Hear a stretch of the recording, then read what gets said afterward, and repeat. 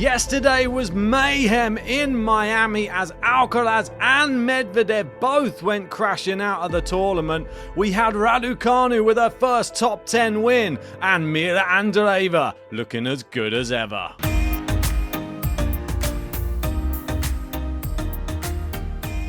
That's right, and before we go anywhere, make sure you've hit a like and subscribe to the channel.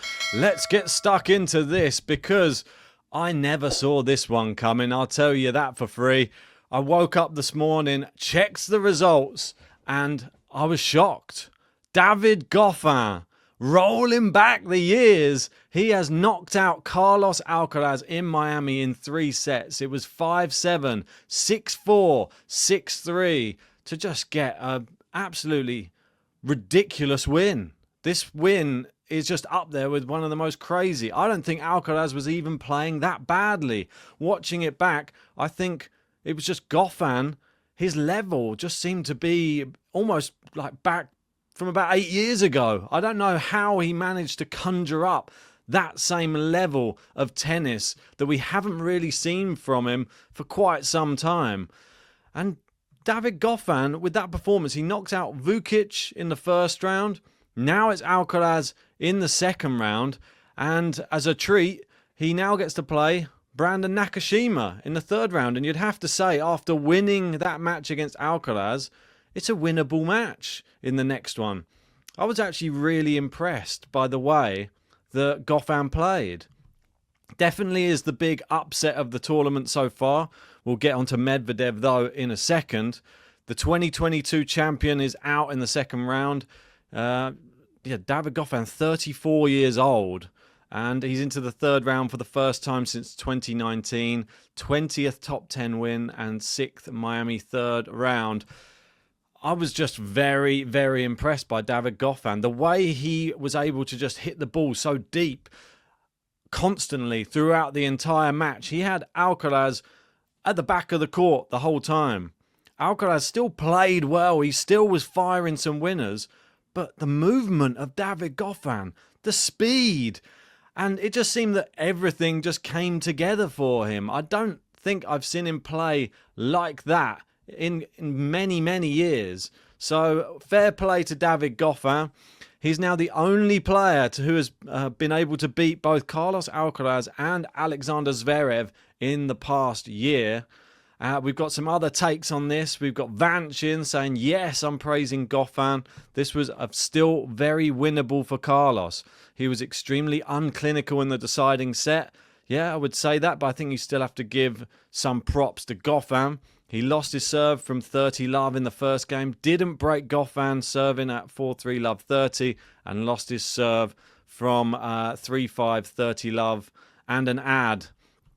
Yeah, overplayed when he had half chances. It's one of those, though. I think you can look at Alcaraz in two ways. You could say, rein it in a little bit, and maybe he would have got some of these vital games under his belt.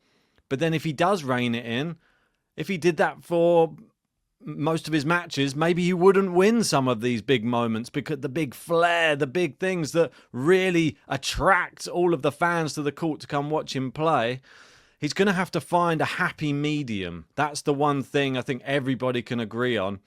There are moments when you need to just buckle down and just be a little bit more robotic and just get the wins rather than being too much flair.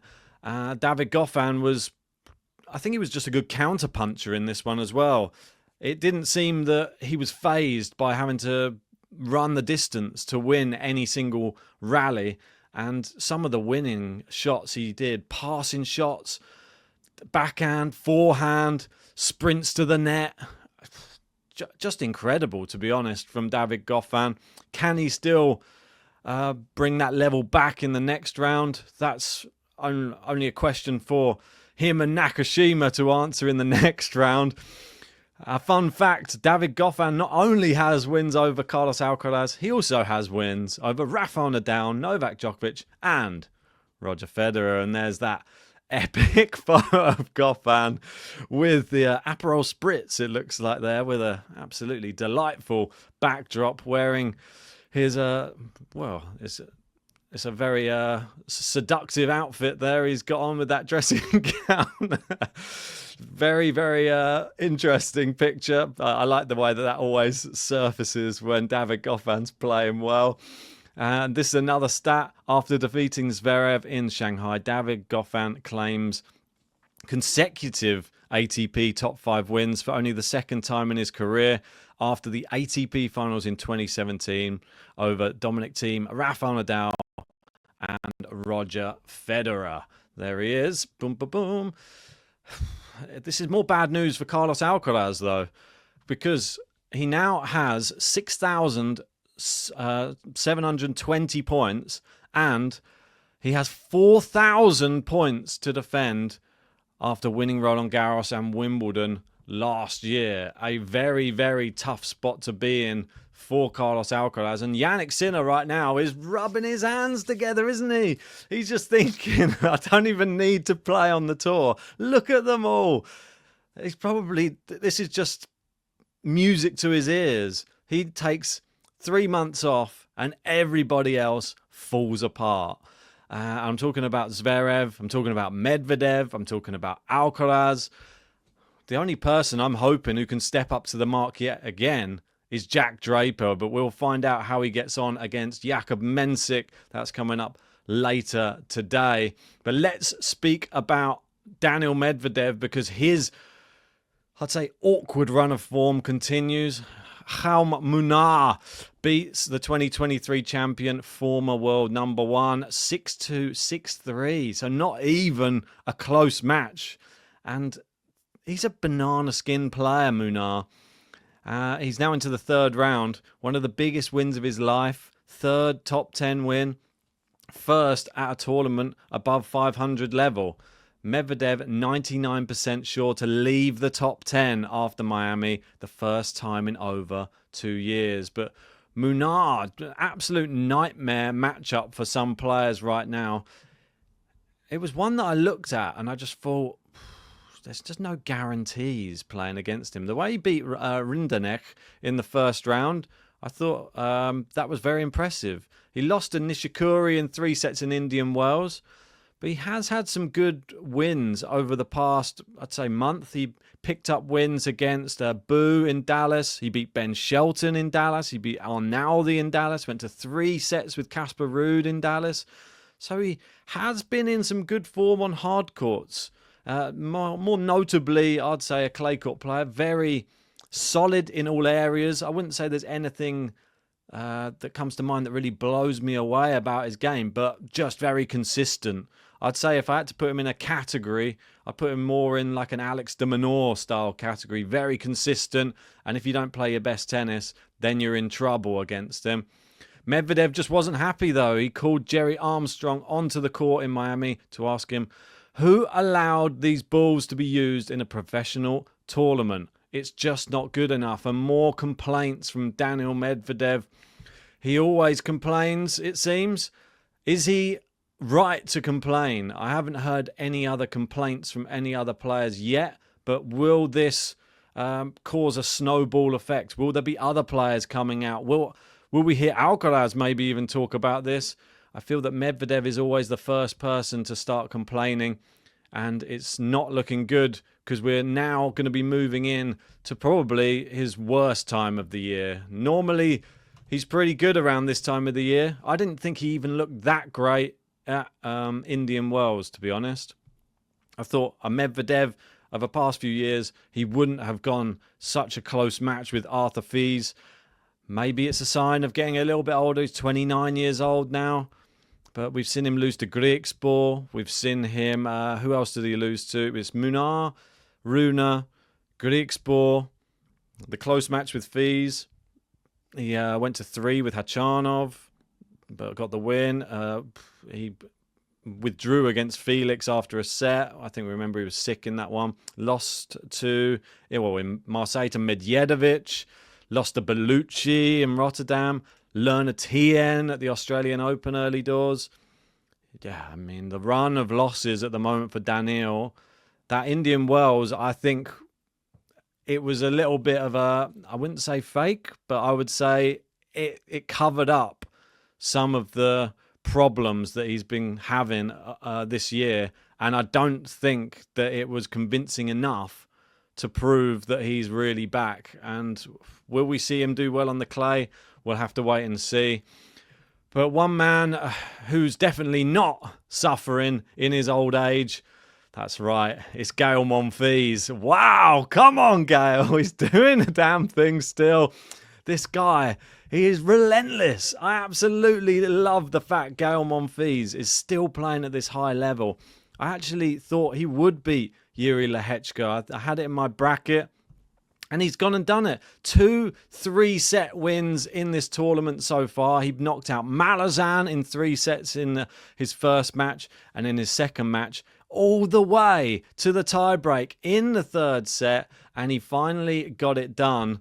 And it wasn't, well, at the first time of asking, 4th match point it took. Lehechka had 1 match point himself. But Gael is a big fan favourite. It was 6-1, 3-6, 7-6. Yuri is one of the biggest young talents around, but at 38 years old, Gael remains one of the toughest in the sport. He definitely does. And the crowd always warming to him. And it's the one thing you always have to contend against. Doesn't matter where he goes in the world, you're always going to be sort of second best because everybody loves him. It depends. If you're in your home country, maybe you may get a little bit more of a pop, but he's a legend. He's an absolute legend of the sport and just a super nice guy as well. That's one of the things on and off the court. Everybody will agree that they like Gael Monfils. 8th Miami 3rd round, 13th win of 2025. Lamonf has a lot of magic left and he gave an amazing celebration afterwards. He was doing his Monf celebration. Brilliant to see. And I know that he's more of an exhibition style player, but I think he's bringing the exhibition to the main tour. And he's had wins over the likes of Alcaraz not too long ago as well.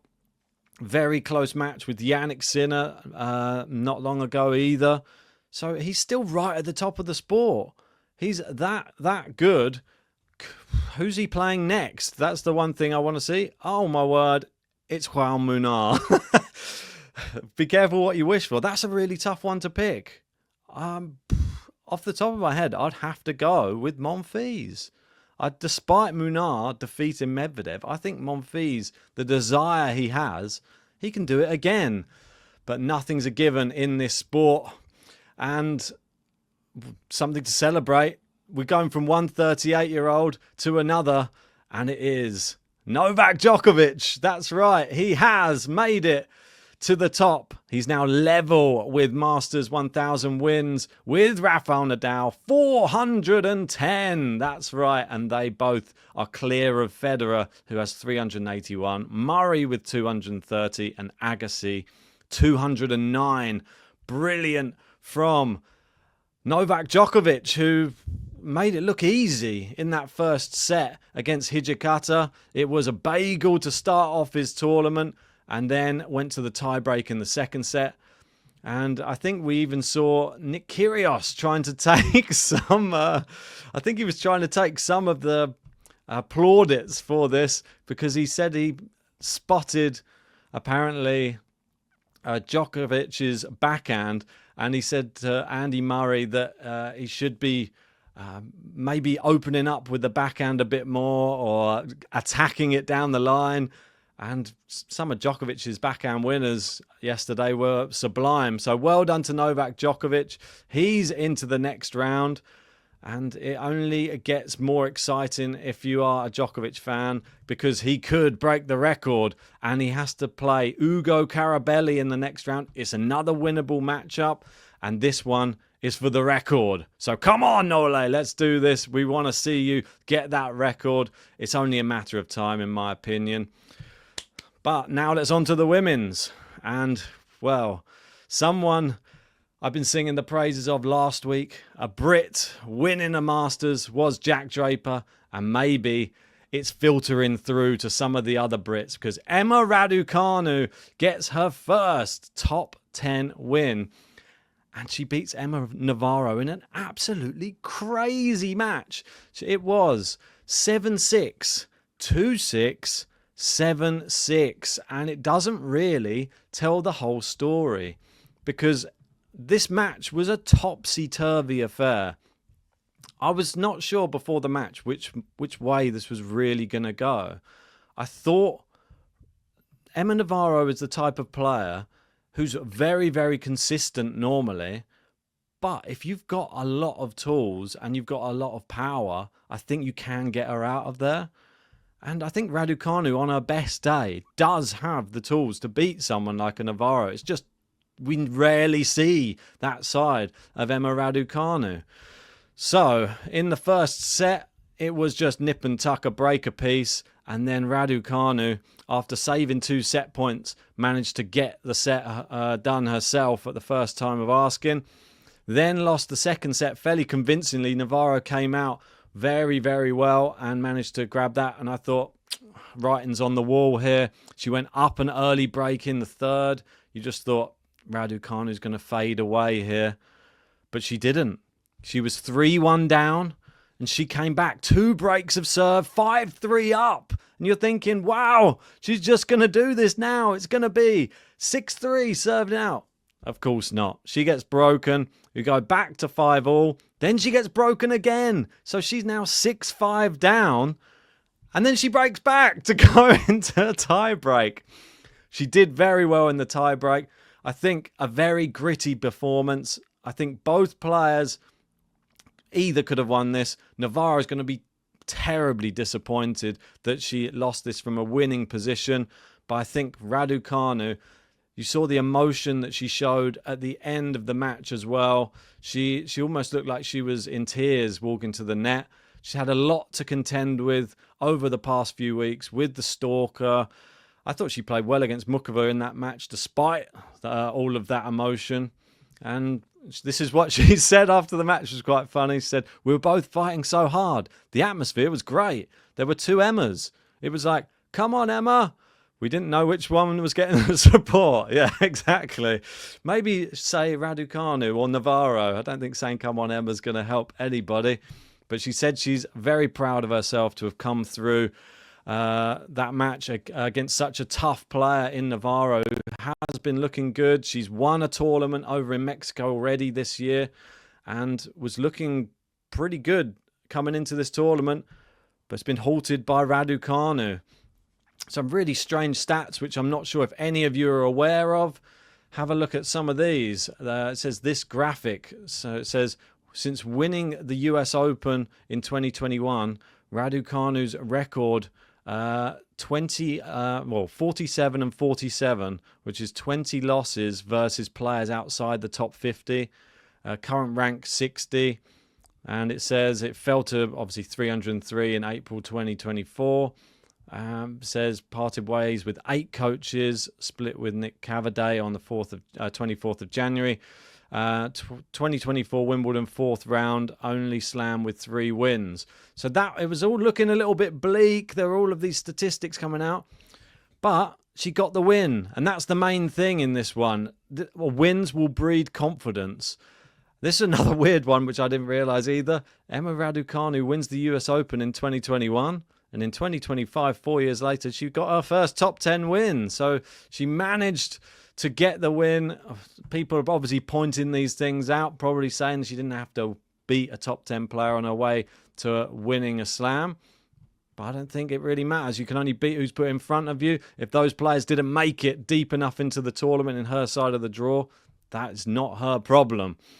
And another fun fact, Bastian fucking bringing them all out, saying Zverev, hardcourt top 10 wins, 40. Raducanu, 1. Zverev slams, none. Raducanu slams, 1. I like this one. Cheers for that one. But keeping up with the momentum of the best female on tour right now, Mila Andreeva, and she keeps it going.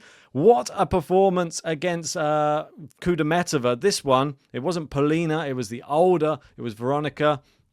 This was just exceptional. 6-love, 6-2. She's making tennis look easy right now, Mirra Andreeva, and is the first player to claim 20 wins in 2025. In the previous 3 years, the first players to secure 20 wins have been the current top two, and that is obviously Iga and Sabalenka. I just think it's just amazing what she's doing right now. And it says here, since the WTA 1000's format introduction in 2009, only Bianca Andreescu with 38, Maria Sharapova and Venus Williams with 39 have played less matches than Mirra Andreeva with 40 to claim 30 wins in such events. Iga, and you can see that on the board there, she's level with Iga, with Serena, and with another name we don't see much of anymore, Jelena Jankovic. So well done, Mirra Andreeva. She cruises through into that third round. Is it going to happen? Are we going to get 3 in a row? If we do, it's going to be absolutely unbelievable. I'm really hoping we do. As crazy as that is, I'm excited. But Andreeva is the next big thing in the sport.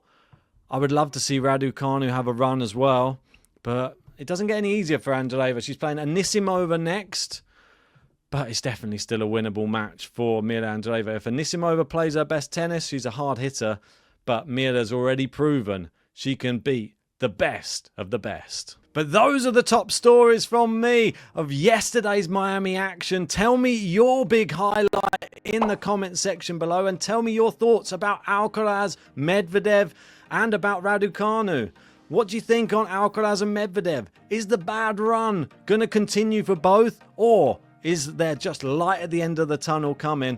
What do you reckon's causing this flop from these big players? Is it the Jannik Sinner effect? Him not being on tour is causing all of the others to suddenly stumble. I want to know your thoughts, and if you haven't done so yet, smash a like, subscribe, and we'll see you for more Miami Open action coming up soon.